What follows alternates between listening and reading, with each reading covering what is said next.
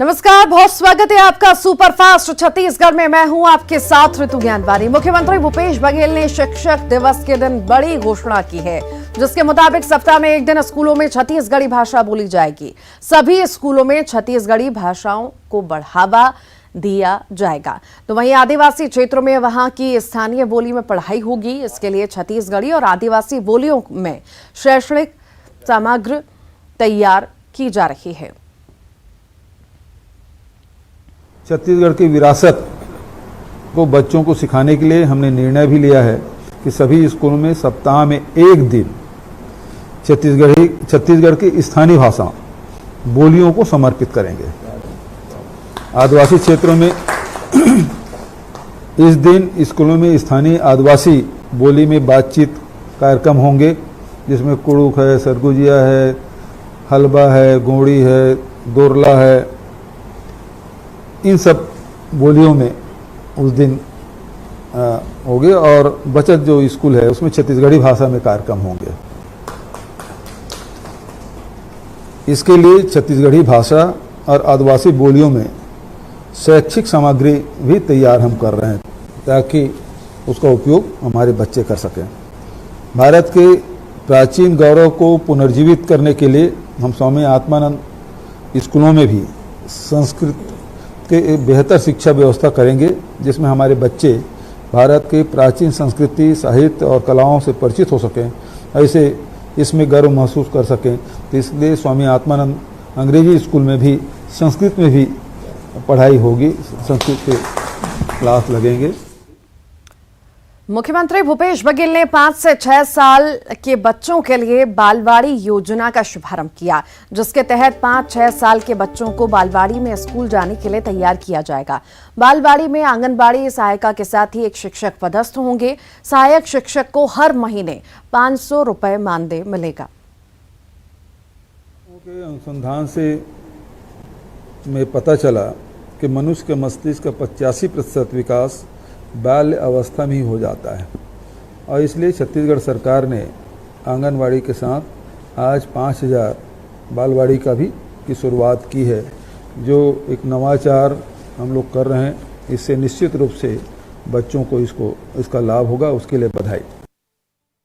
CM Bhupesh Baghel ने आज गोधन न्याय योजना के हितग्राहियों को सौगात दी। योजना के तहत पशुपालक ग्रामीणों, गौठानों से जुड़ी महिला समूहों और गौठान समितियों को 5 करोड़ 9 लाख रुपए की राशि ऑनलाइन जारी की, जिसमें 15 अगस्त से 31 अगस्त तक राज्य के गौठानों में पशुपालक ग्रामीणों, किसानों, भूमिहीनों से खरीदे गए 1.34 लाख क्विंटल गोबर के एवज में 2.69 करोड़ रुपए का भुगतान, गौठान समितियों को 1.48 करोड़ और महिला समूहों को 93 लाख रुपए की लाभांश राशि शामिल है।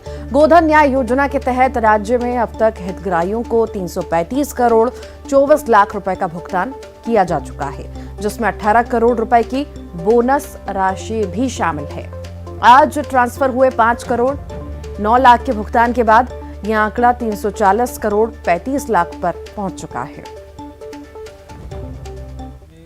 गोधन न्याय योजना के आज 51वीं बैठक, और जिसके बारे में बहुत विस्तार से हमारे कृषि मंत्री जी ने और हमारे अयाज तमोली जी ने जानकारी दी।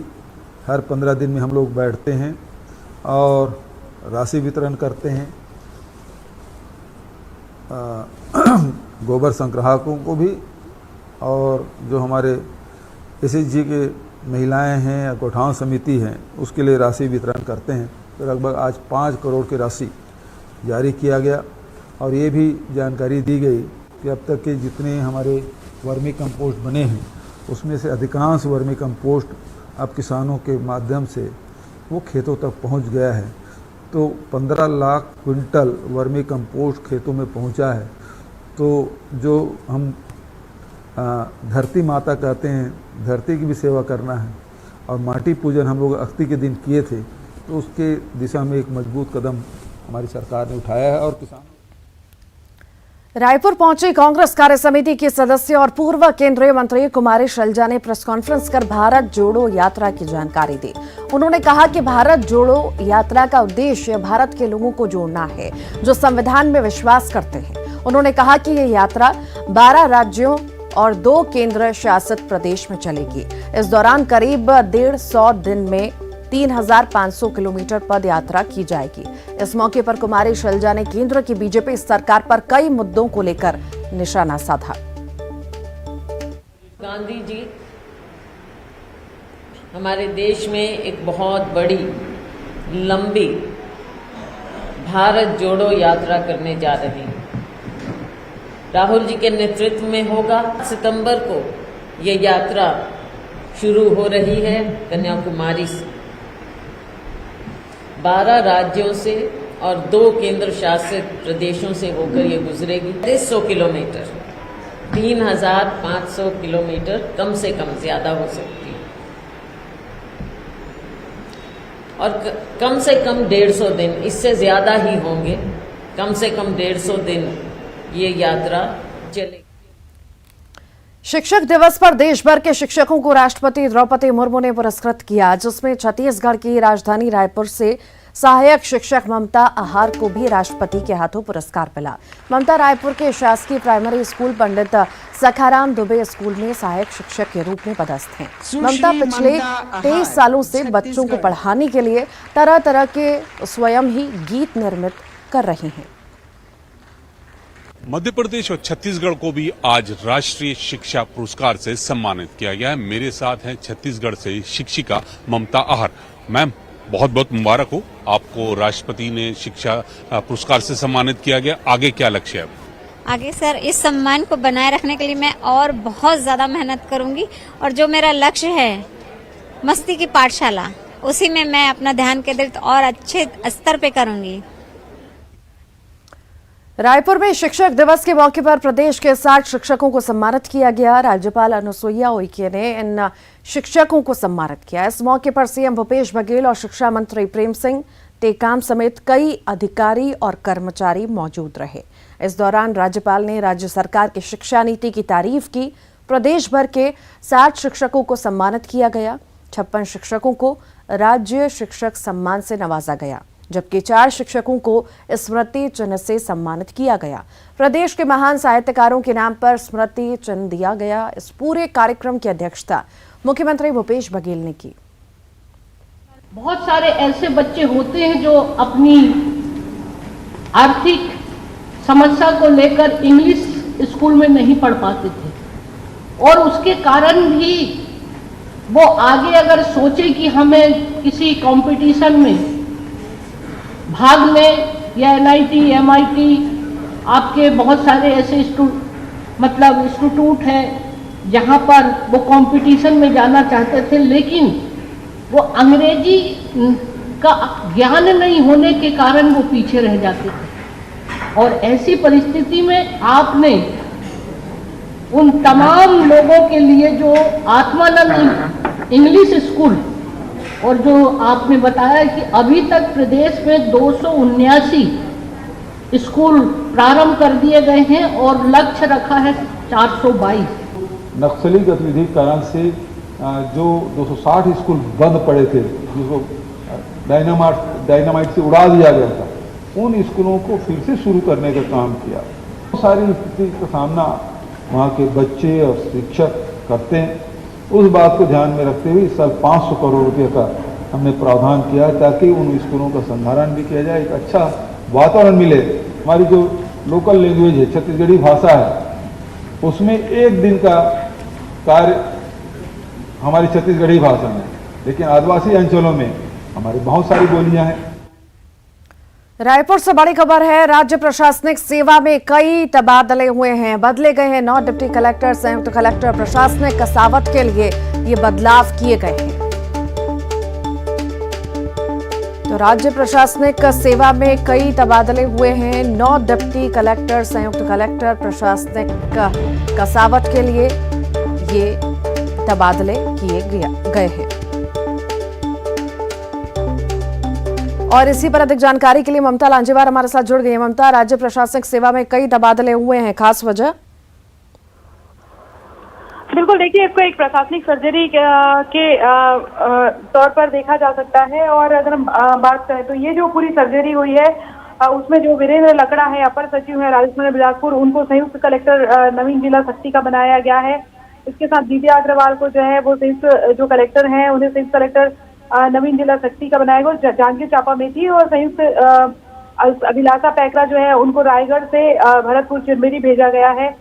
इसी तरीके से पंकज डाइरे, चमार सिंह पैकरा, नवीन कुमार भगत, रजनी भगत, मूलचंद चोपड़ा, ये जो तमाम जो अफसर है इनको यहाँ से वहाँ जो है एक तरह से कहें कि इसे सुचेत सिंह राजपूत इनको डिप्टी कलेक्टर कोरिया से भरतपुर चिरमिरी भेजा गया। तो एक प्रशासनिक सर्जरी के तौर पे देखा जा सकता है। मुख्यमंत्री भूपेश बघेल लगातार दौरा कर रहे हैं उसके बाद में, और हम देख रहे हैं कि लंबे समय से बीच बीच में इस तरह की प्रशासनिक सर्जरी की जाती है।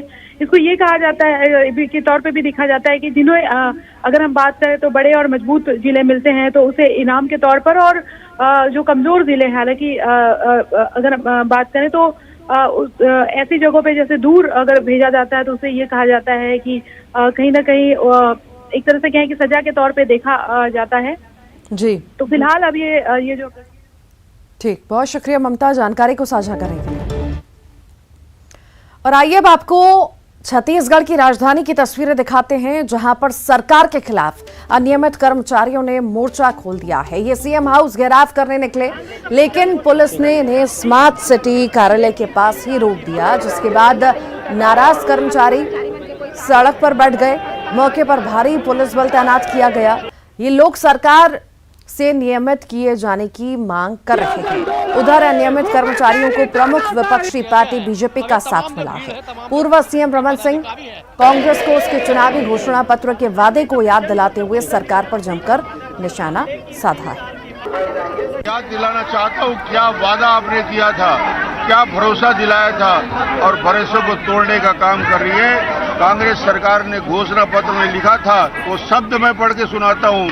अनियमित संविदा एवं दैनिक वेतन भोगी कर्मचारियों के रिक्त पदों में नियमितीकरण की कार्रवाई की जाएगी, किसी की छटनी नहीं की जाएगी। ये उनके जन घोषणा पत्र के बिंदु हैं। और आज हमारी मांग कर्मचारियों की है, नियमितीकरण, हमारे अंशकालिक को पूर्णकालिक किया जाए, कार्य से पृथक कर्मचारियों को काम से वापस हो और कर्मचारियों का नियमितीकरण हो। इन मुद्दों को लेकर हमारा संघर्ष जारी है। मैं याद दिलाना चाहता हूं, भारतीय जनता पार्टी के शासनकाल में 52 से ज्यादा विभाग के 40 से 50 हजार कर्मचारियों को उस समय जो वेतनभोगी कर्मचारी थे उनको नियमित किया गया था।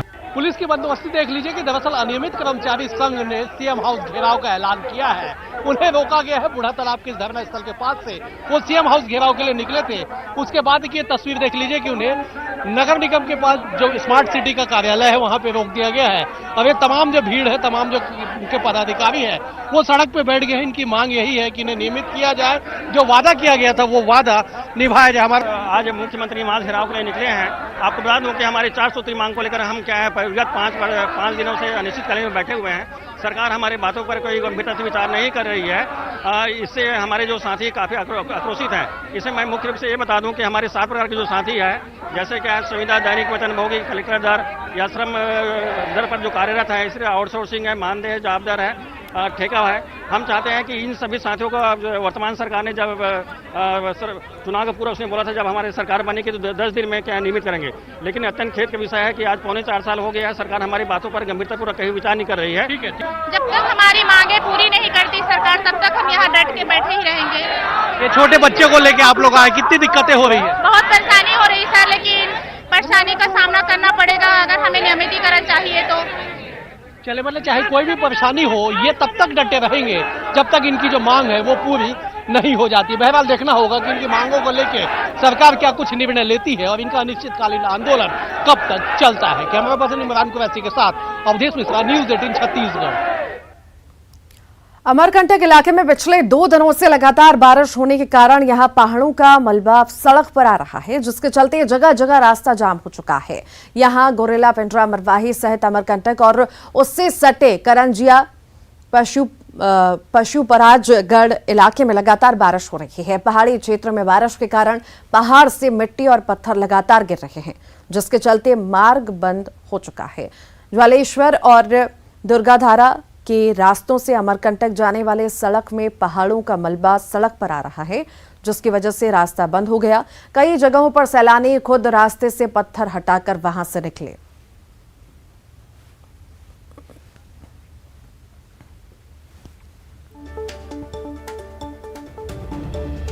और इसी पर अधिक जानकारी के लिए सुबीर कुमार चौधरी। सुबीर, कई सारी तस्वीरें हम देख रहे हैं लगातार बहुत दिनों से, और अब और ज्यादा लैंडस्लाइड की तस्वीरें सामने आ रही हैं। आखिर कैसे इससे पार पा रहे हैं सैलानी भी? जी बताना चाहूंगा कि पिछले 2 दिनों से हो रही बारिश की वजह से पिंडरा से अमरकंटक जाने वाले ज्वालेश्वर रास्ते के बीच पत्थर व मलबा आ जाने से आवाजाही रुक गई।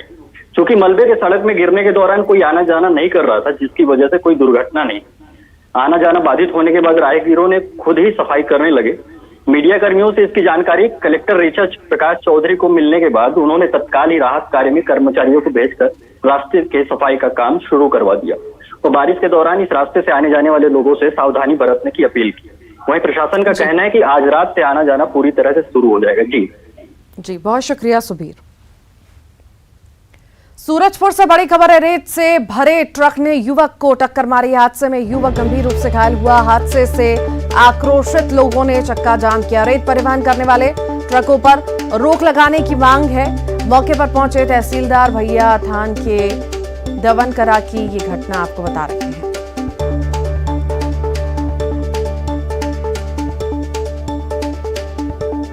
रेत से भरे ट्रक ने युवक को टक्कर मारी है। हादसे में युवक गंभीर रूप से घायल बताया जा रहा है और हादसे से आक्रोशित लोगों ने चक्का जाम भी किया। और इसी पर अधिक जानकारी के लिए वरुण रॉय हमारे साथ जुड़ गए। वरुण, आए दिन रेत परिवहन करने वाले ट्रकों पर ट्रक जो हैं आए दिन इस तरह लोगों को दुर्घटना का शिकार बनाते हैं। कहीं ना कहीं बहुत सारे लोग घायल हो जाते हैं। इस पर रोक लगाने की मांग होती है। आखिर रोक लग क्यों नहीं पाती है? देखिए, सबसे बड़ी बात यही है कि जो सूरजपुर जिला है ये उत्तर प्रदेश की सीमा से सटा हुआ है और जो यहाँ की जो रेत खदानें संचालित हो रही है, यहाँ की जो रेत है वो सभी उत्तर प्रदेश जाते हैं। तो ऐसे में जो ये जो शाम का वक्त होता है, इस वक्त ही ये परिवहन होती है और लगातार जो मांग ग्रामीणों के द्वारा भी, क्योंकि जर्जर सड़कें हो चुकी है, लोग परेशान हैं और वाहनों की तादाद ज्यादा है। ऐसे में लगातार मांग करते रहते हैं कि इन सड़कों पर ऐसी भारी वाहनों का प्रतिबंध हो बावजूद प्रशासन लगाम नहीं लगा पाता है, क्योंकि वैसे भी जो रेट ठेकेदार होते हैं वो बड़े ओहदे वाले होते हैं, तो कहीं ना कहीं प्रशासन भी इनके सामने झुका हुआ होता है। तो ऐसे में स्थिति आज जो फिर निर्मित हुई है कि एक राह चलते राहगीर को जब ठोकर मार दिया, आक्रोशित ग्रामीण लंबे अरसे से। और इसी के साथ ही फिलहाल के लिए इस बुलेटिन में इतना ही। खबरों का सिलसिला लगातार जारी है।